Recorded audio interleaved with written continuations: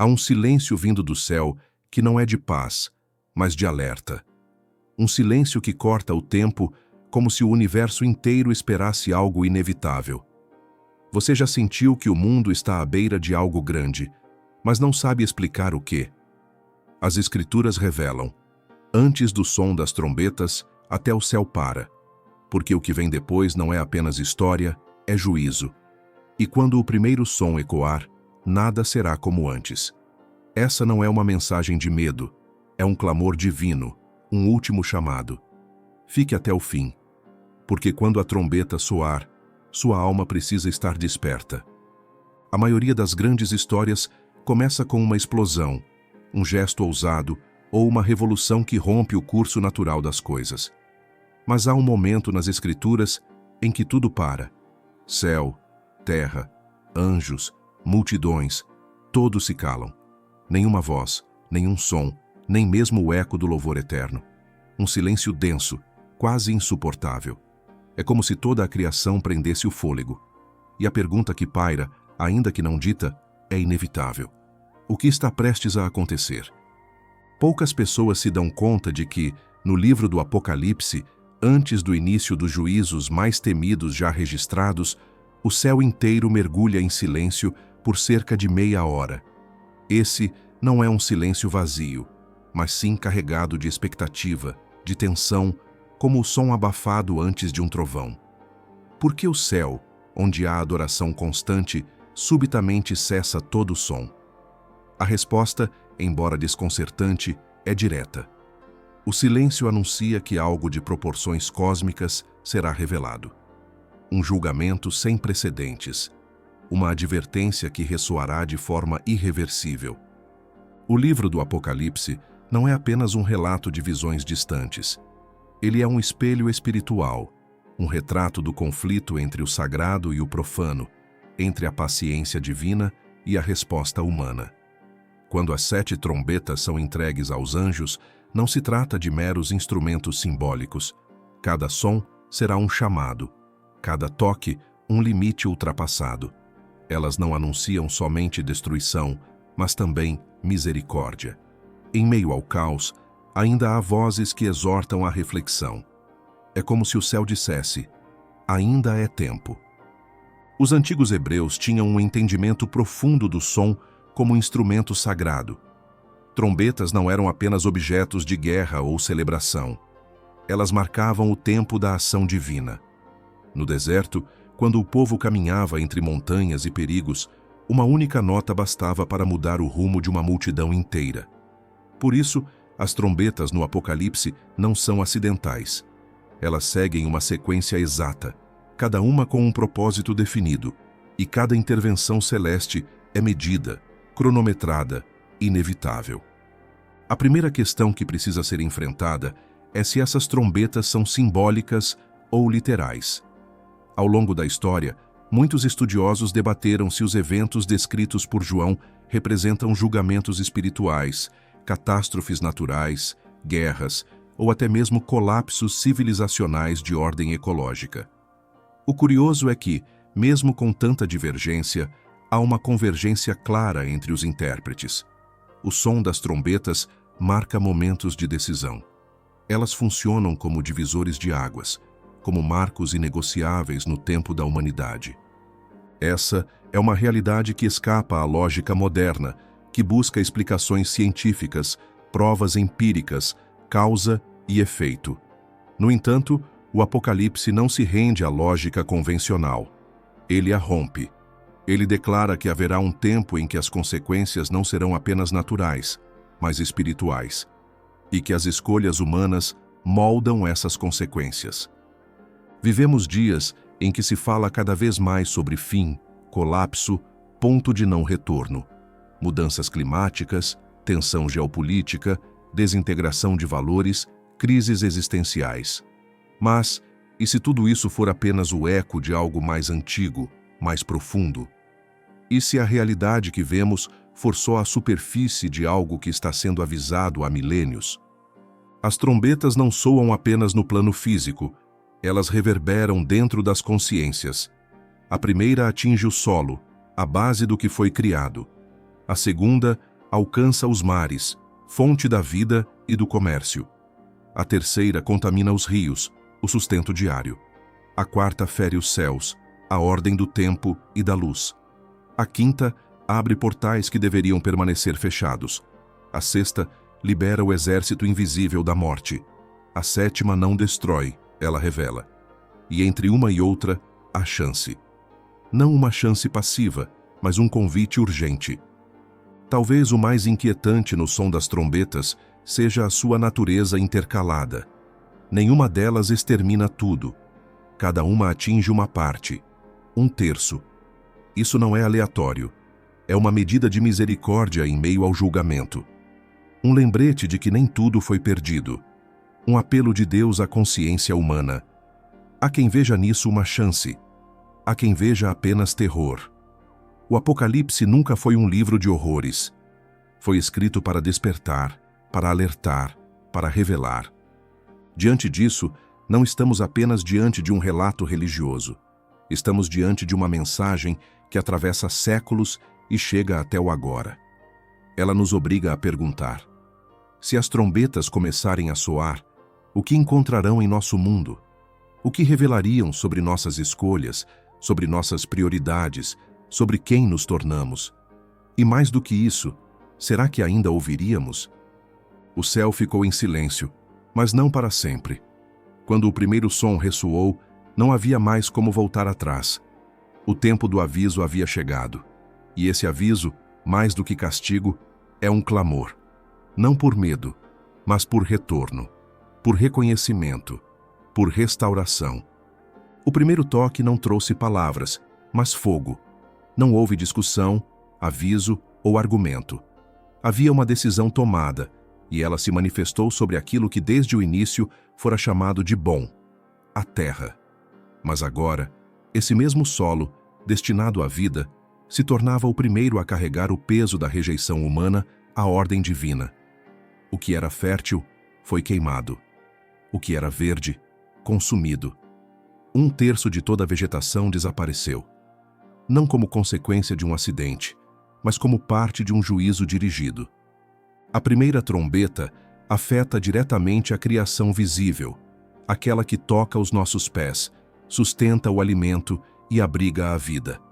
Árvores, gramados, florestas inteiras, todas atingidas por uma combinação que jamais deveria cair do céu: fogo, granizo e sangue. O que parecia distante agora arde sob os próprios olhos. A narrativa bíblica associa o juízo por fogo e granizo a eventos antigos e marcantes. No Êxodo, quando o Egito endureceu seu coração contra a voz de Deus, uma das pragas incluiu precisamente essa tempestade destrutiva. Anos depois, nas planícies onde ficavam Sodoma e Gomorra, a justiça divina veio em forma de enxofre e fogo. Esses precedentes não são apenas históricos, mas paradigmáticos. Eles mostram como Deus trata a arrogância persistente.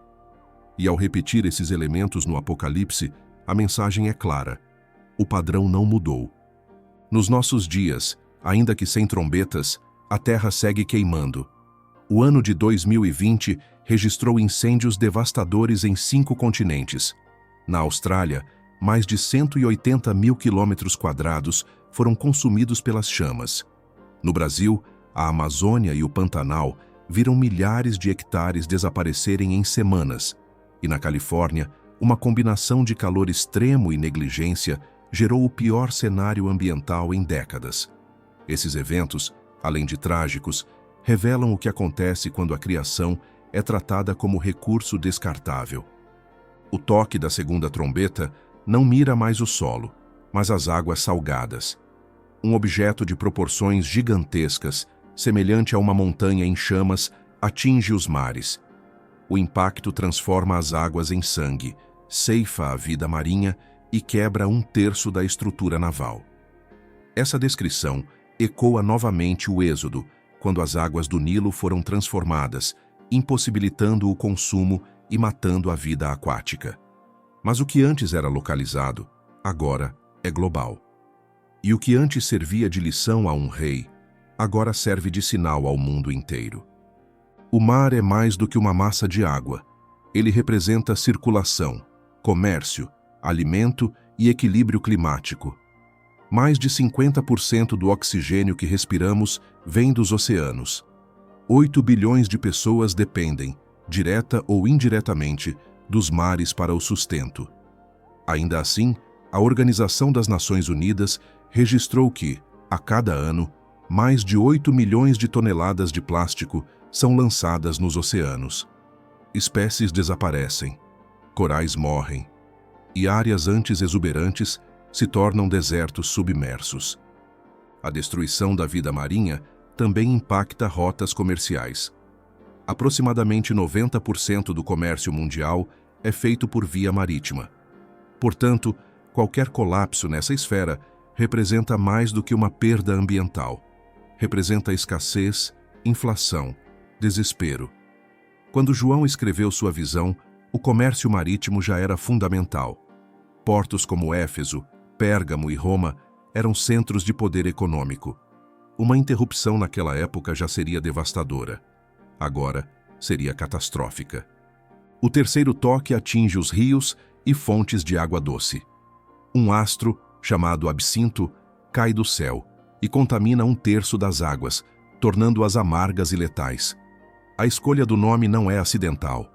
No antigo hebraico, absinto era sinônimo de amargura extrema, um símbolo da consequência da idolatria e da corrupção. Em Jeremias, Deus havia dito que daria ao povo água amarga, por terem abandonado seus caminhos. No Apocalipse, essa profecia ganha corpo. Não apenas como metáfora, mas como realidade trágica. Hoje, mais de 2 bilhões de pessoas vivem sem acesso a água potável segura, segundo dados de 2023 da OMS.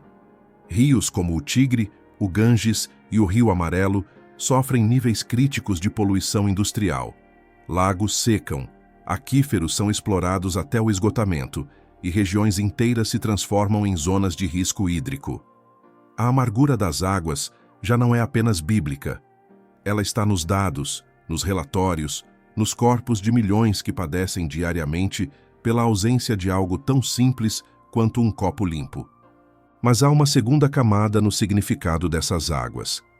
A Bíblia frequentemente associa a água pura à verdade, à palavra divina, à presença do Espírito. Quando essas fontes são contaminadas, não se trata apenas de dano físico, mas de uma crise espiritual. Doutrinas distorcidas, ideologias manipuladas, verdades misturadas com interesses humanos.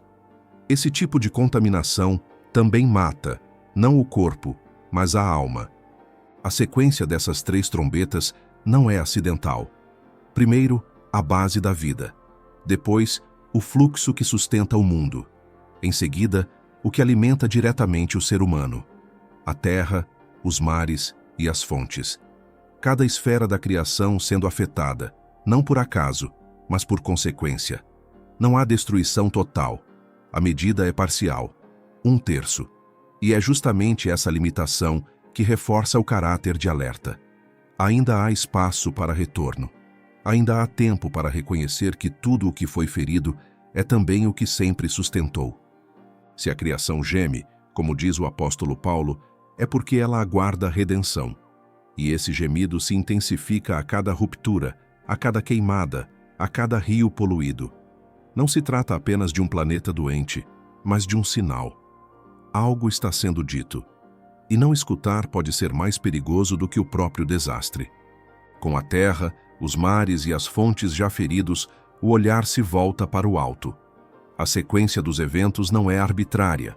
Tudo começa no chão que pisamos, passa pelo que circula em nosso entorno e então atinge aquilo que governa o tempo. O céu. Não apenas como espaço físico, mas como referência simbólica da ordem, da estabilidade e do ritmo da existência. A 4ª trombeta não traz explosão nem ruído.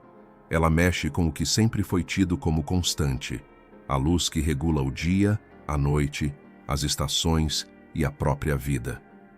A narrativa revela que 1/3 da luz do Sol, da Lua e das estrelas é obscurecido.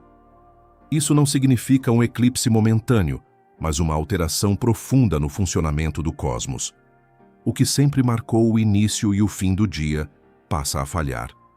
O relógio natural da criação sofre uma ruptura, e com essa mudança, todo o equilíbrio é afetado. Desde os tempos antigos, a luz tem sido associada à revelação, à presença divina e à clareza. No primeiro capítulo do Gênesis, antes de qualquer forma de vida ser criada, a primeira ordem de Deus foi: haja luz. A partir dela, tudo passou a existir com propósito e direção. Quando essa luz é atingida, o sinal que se emite não é apenas de mudança climática, mas de ruptura espiritual. A criação volta ao caos, ao estado de desorientação anterior à ordem estabelecida. Esse escurecimento parcial tem implicações diretas e simbólicas. No campo físico, alterações na luz solar interferem na fotossíntese, na temperatura global e nas estações agrícolas. O corpo humano, por exemplo, é regulado por ciclos chamados de ritmos circadianos, que dependem da luz natural para controlar sono, humor e funções hormonais. Quando há perturbações nesses ciclos, os impactos são visíveis: aumento de depressão, insônia, desequilíbrios emocionais e até surtos de doenças metabólicas. Em regiões de inverno extremo, onde o sol desaparece por longos períodos, há registros consistentes de aumento nos casos de transtornos psicológicos ligados à privação de luz.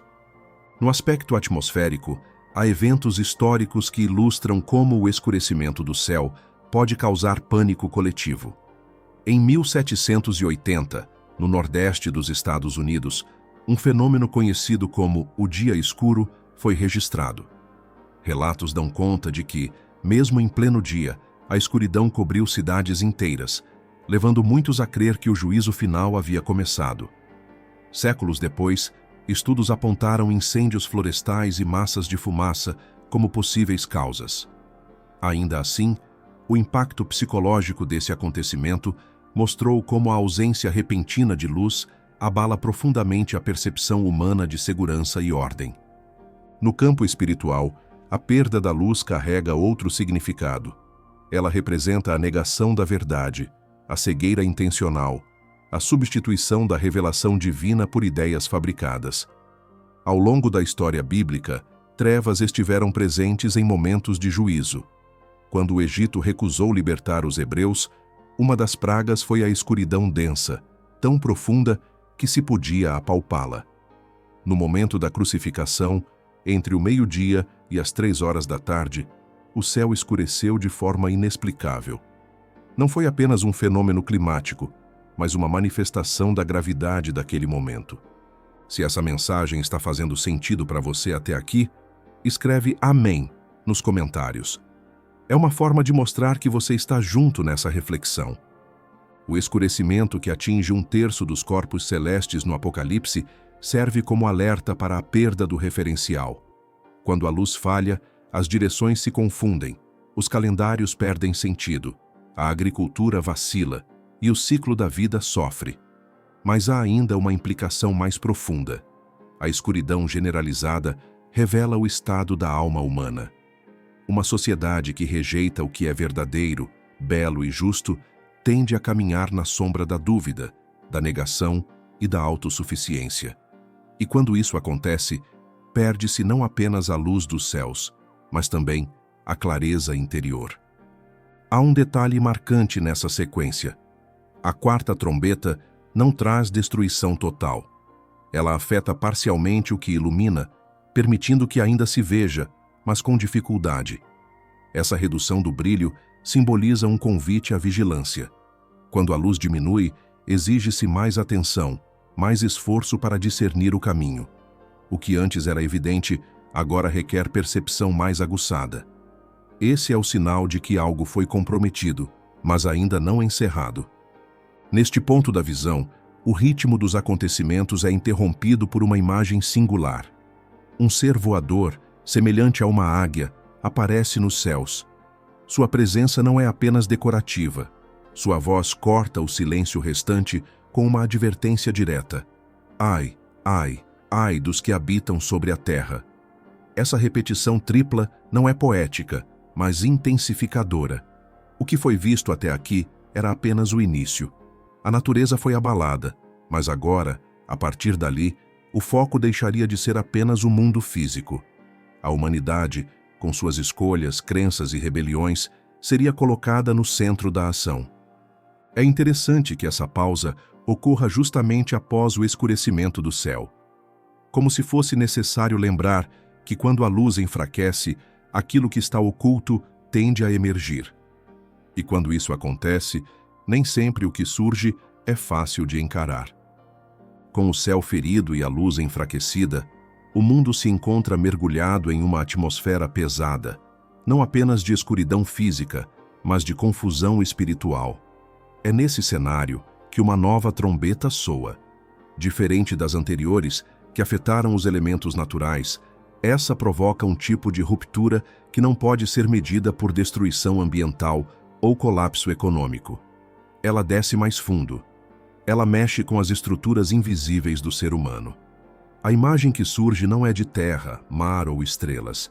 É um abismo sendo destrancado. O relato descreve um ser caído recebendo uma chave.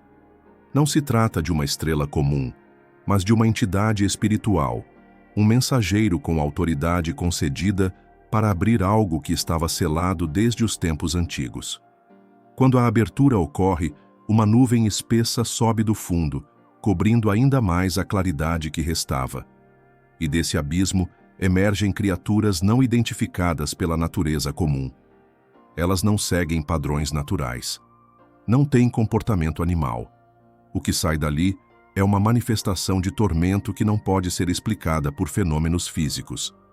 A descrição das criaturas que surgem é simbólica, mas detalhada. São chamadas de gafanhotos, embora não devorem plantas. Possuem características que lembram cavalos de guerra, rostos com aparência humana, dentes como os de leões, cabelos longos, corpos protegidos por armaduras e asas que fazem barulho semelhante a carros em corrida. Sua missão não é matar, mas ferir. O alvo não é o ambiente, mas as pessoas que não carregam o selo da proteção divina. E seu poder é limitado a um período específico, 5 meses. Esse sofrimento tem uma característica singular. Ele não produz morte, mas desejo de morrer. A dor gerada por essas criaturas é tão intensa que muitos procurarão alívio final, sem encontrá-lo. Não se trata de uma tortura física comum. É um tormento interior, um tipo de aflição que atinge a consciência, o senso de realidade, a própria vontade de existir. O texto aponta para uma dor que ultrapassa o corpo, toca a alma. Há um debate entre estudiosos sobre o que exatamente representam esses seres. Alguns enxergam neles figuras demoníacas reais, libertadas em um momento determinado da história. Outros os interpretam como simbolismos de crises espirituais profundas, como colapsos mentais, surtos coletivos, destruição emocional ou até manifestações de ideologias opressoras que causam angústia em massa. De qualquer forma, o efeito é o mesmo. A paz interior é removida. O que resta é desespero. Na história da humanidade, houve períodos que lembram esse tipo de tormento coletivo. Durante a Primeira Guerra Mundial, relatos de soldados nas trincheiras revelam surtos de pânico absoluto, pesadelos vívidos mesmo acordados, perda de noção do tempo e espaço, e um desejo constante de cessar o sofrimento. Situações semelhantes foram registradas em campos de prisioneiros, regimes de opressão psicológica e entre vítimas de seitas destrutivas. São experiências que indicam como a mente humana, quando submetida à pressão espiritual extrema, pode se quebrar de maneiras irreversíveis. O texto menciona ainda o nome do líder dessas criaturas, Abaddon, no hebraico, e Apollyon, no grego. Ambos significam destruidor. Esse ser não surge por acaso. Ele comanda o que sai do abismo, e sua ação não é caótica, mas permitida. Isso nos confronta com uma realidade muitas vezes evitada. Nem toda aflição é ausência de controle. Há tormentos que são instrumentos. Há dores que fazem parte de um chamado maior. A presença do selo de proteção sobre alguns indivíduos também reforça essa ideia. Nem todos são atingidos. Isso indica distinção espiritual, uma separação entre aqueles que se mantiveram firmes em sua aliança e aqueles que abandonaram a fonte da verdade. O selo não é apenas simbólico. Ele representa pertencimento, identidade, preservação em meio à crise. É importante lembrar que o tormento mencionado aqui não surge sem contexto. Ele vem depois de rejeições sucessivas à correção, ao chamado ao arrependimento, à verdade que havia sido oferecida. Não é um castigo aleatório. É o resultado de uma resistência longa e contínua. Quando a verdade é recusada repetidamente, outras vozes tomam espaço. E nem sempre essas vozes conduzem à liberdade. Este momento da narrativa é o mais sombrio até agora. Não porque mostra a destruição em larga escala, mas porque revela um tipo de sofrimento que não se vê. Uma dor silenciosa, sem ferida aparente, mas com impacto profundo. Uma crise que não atinge o corpo diretamente, mas corrói o que há por dentro. O abismo aberto não é apenas um lugar, é uma condição, uma ausência de sentido, uma queda contínua, um estado em que a luz não alcança e onde os gritos não ecoam. Aqueles que ali se encontram não sabem como entraram, mas sentem que não conseguem sair. E enquanto isso, o mundo, ao redor, segue sem entender que a maior prisão pode estar onde nenhum muro é visível. O sofrimento que emergiu do abismo parecia insuportável, mas não foi suficiente para quebrar a resistência humana. Mesmo após meses de tormento espiritual, o mundo não recuou. Em vez disso, a dureza se intensificou, e o próximo toque anuncia algo ainda mais severo. Não mais angústia interior. Agora, vidas são ceifadas em proporção nunca antes vista. A sexta trombeta marca a liberação de um juízo direto, sem disfarces ou metáforas. A morte atravessa a terra em proporção gigantesca. A descrição que se segue revela 4 entidades retidas junto ao rio Eufrates, liberadas no momento exato. Elas não estavam soltas por acaso. Foram mantidas sob controle até o segundo, o dia e o ano determinados. Isso revela um dado perturbador. O juízo não é fruto do acaso. Ele é planejado, autorizado e executado dentro de uma ordem que escapa à percepção comum. Nada acontece fora do tempo. Esses 4 seres liberam um exército tão numeroso que seu número desafia qualquer lógica da época. João ouve o total, 200 milhões. Na realidade do primeiro século, esse valor era impensável. Ainda hoje, uma força militar com esse alcance simultâneo pareceria impossível de ser organizada por qualquer nação. O que se descreve aqui não é apenas uma ação militar.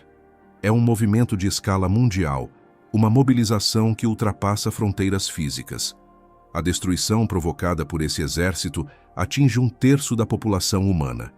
A Terra, antes marcada por pragas seletivas, agora sofre uma perda em massa. As imagens usadas para descrever os cavalos e seus cavaleiros indicam que essa força não se assemelha às tropas tradicionais.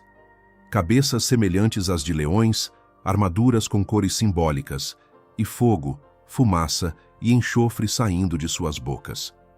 Não há dúvida de que a linguagem aqui é carregada de simbolismo, mas ela aponta para uma coisa concreta. Essa é uma ação de juízo violento, e seu efeito é morte real. Historicamente, guerras sempre causaram espanto por sua brutalidade. No século passado, 2 grandes guerras mundiais deixaram rastros de devastação em todos os continentes. A Segunda Guerra Mundial, por si só, resultou em mais de 50 milhões de mortos. No entanto, a escala descrita aqui ultrapassa tudo o que já foi registrado. 1/3 da população eliminada. Em termos atuais, isso equivaleria à extinção de bilhões de pessoas em um curto espaço de tempo. Interpretações sobre essa passagem variam amplamente. Alguns veem um exército literal, formado por nações que se enfrentarão no final dos tempos. Outros enxergam uma força espiritual, um juízo vindo do alto, usando elementos visíveis como catalisadores.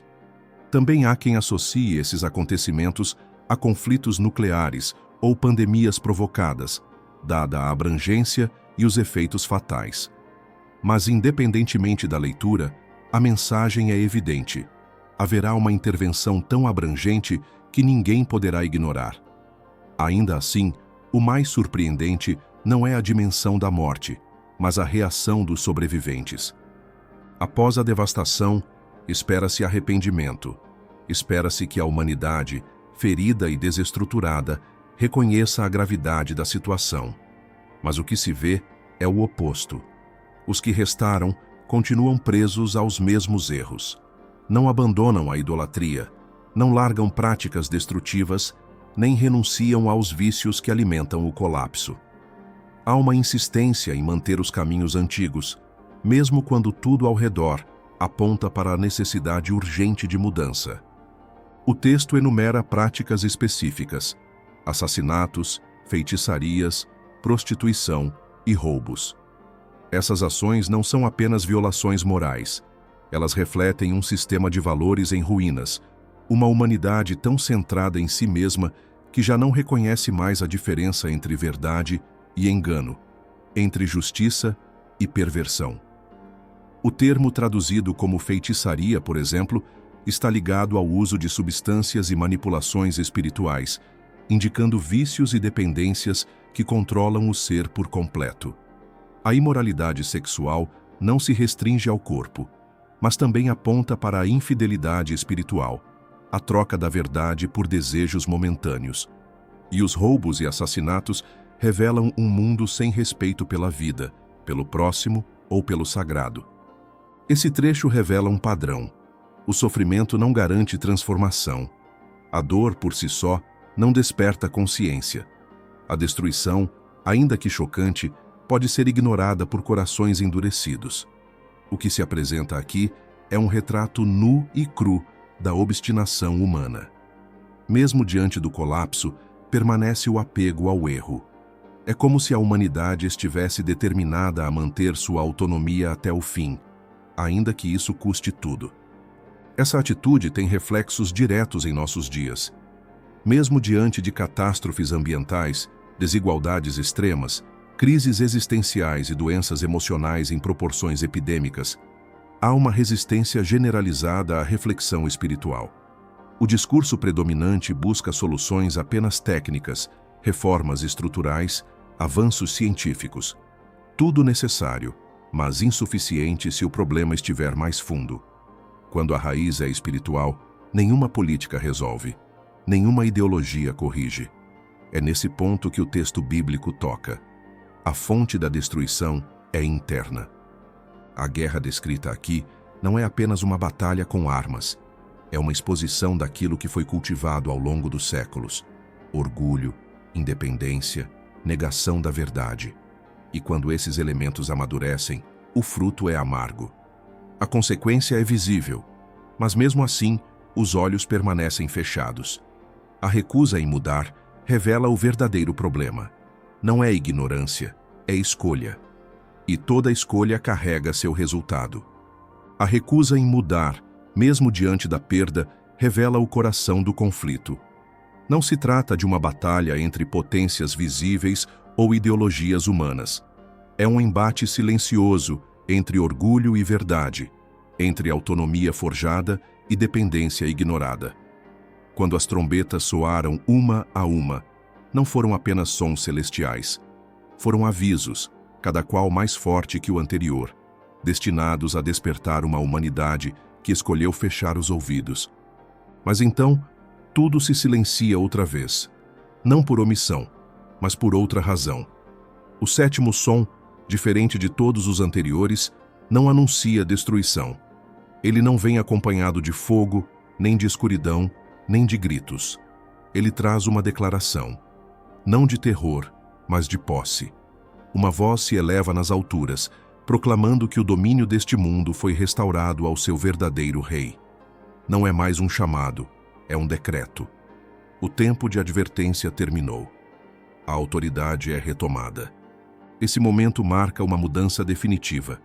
O que antes era dividido entre luz e trevas, verdade e engano, passa a ser recolocado em ordem. Mas essa restauração não é genérica. Ela separa, define, identifica.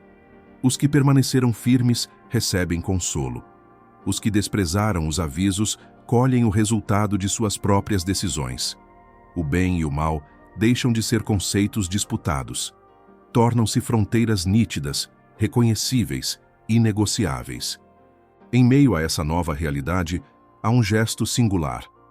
O templo celestial se abre. Não há véu, nem barreiras. Dentro dele, aparece a Arca da Aliança, um símbolo que, por séculos, permaneceu oculto. Essa revelação não é casual. Ela comunica que a promessa feita desde o princípio foi mantida, que, apesar de toda a resistência, o compromisso divino com o resgate não foi abandonado. Ao redor, há trovões, relâmpagos, tremores, mas dentro há aliança, há justiça, há permanência. O contraste é intencional. O mundo treme, mas a fidelidade não vacila. Em todas as trombetas, um padrão se repetiu. O julgamento nunca foi total. A destruição sempre parcial. O objetivo sempre o mesmo, despertar. Mas nem todos quiseram ouvir. E agora, quando tudo é exposto, quando não há mais onde esconder intenções, a realidade se impõe com força. O tempo da escolha passou. Esse desfecho não deve ser lido como um fim sombrio, mas como uma revelação de que nenhuma injustiça permanecerá ignorada. Que todo sofrimento, mesmo o mais oculto, será tratado com verdade. E que a ordem, mesmo após o caos, será restaurada com precisão. O que permanece diante dessa realidade não é o medo, mas a pergunta: o que foi feito com o tempo dado? O que se construiu com a liberdade oferecida? As trombetas tocaram, e seus ecos ainda ressoam. Nem tudo foi silenciado. Algumas vozes ainda falam, algumas consciências ainda sentem. E enquanto houver resposta, haverá sentido.